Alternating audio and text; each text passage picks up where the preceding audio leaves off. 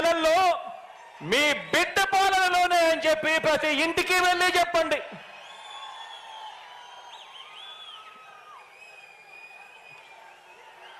ఇవన్నీ కూడా మన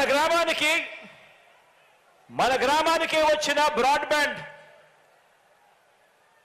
గ్రామంలోనే బ్రాడ్బ్యాండ్ సేవలు కడుతా ఉన్న డిజిటల్ లైబ్రరీలు, ఇవి కూడా కనిపిస్తా ఉన్నాయి. కడుతా ఉండగా ఆ బ్రాడ్బ్యాండ్ ఎక్కడైతే వచ్చిందో అక్కడే పాయింట్ ఆఫ్ ప్రెజెన్స్ లో డిజిటల్ లైబ్రరీలు కూడా కట్టే ఒక గొప్ప కార్యక్రమానికి కూడా శ్రీకారం చుట్టడం జరిగింది.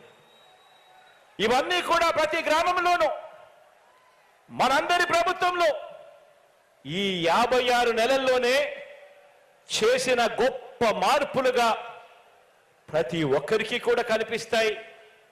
కుప్పం నుంచి ఇచ్చాపురం వరకు ఏ గ్రామాన్నైనా తీసుకున్నా కూడా కనిపిస్తాయి. ఇలాంటి ఆలోచనలు, ఇలాంటి మార్పులు తీసుకొని రాగలగాలి. కరప్షన్ లేకుండా, వివక్ష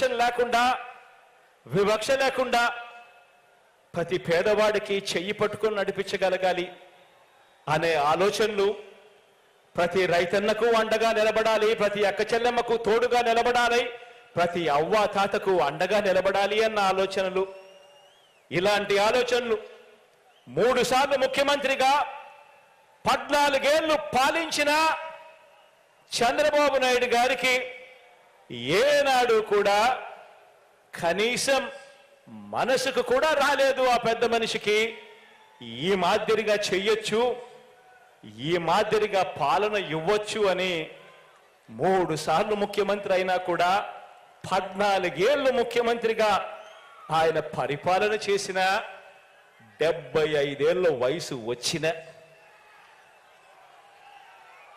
కనీసం ఇంత గొప్పగా చేయొచ్చు అన్న ఆలోచన కూడా ఆ పెద్ద మనిషికి రాలేదు. ఎందుకో తెలుసా?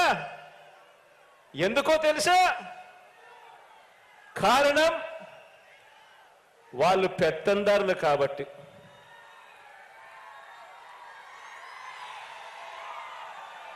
ఎందుకంటే పల్లె అంటే బాబు దృష్టిలో ఏమిటో తెలుసా? ఎందుకంటే పల్లె అంటే బాబు దృష్టిలో తమ పెత్తందారుల పాలనలో పనిచేసే ప్రజలు, తమ పెత్తందారుల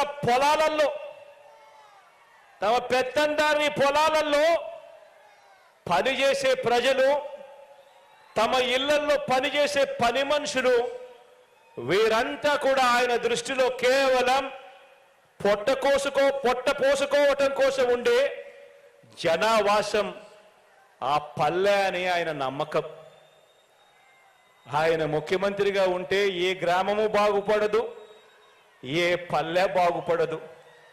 కారణం ప్రజలు, పేదవాడు బాగుపడాలి, గొప్పగా చదవాలి, గొప్పగా వాళ్ళ భవిష్యత్తు మారాలి అన్న తాపత్రయం ఈ పెత్తందారులకు లేదు కాబట్టి.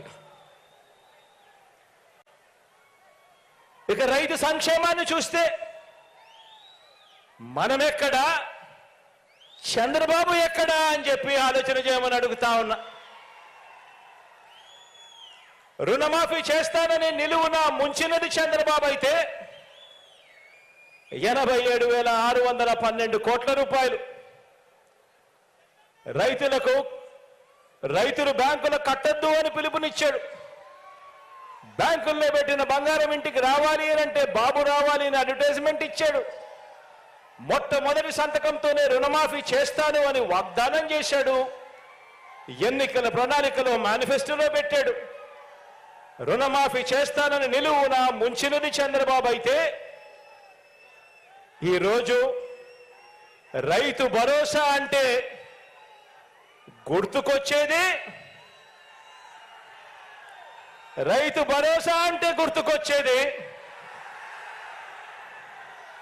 మీ జగన్.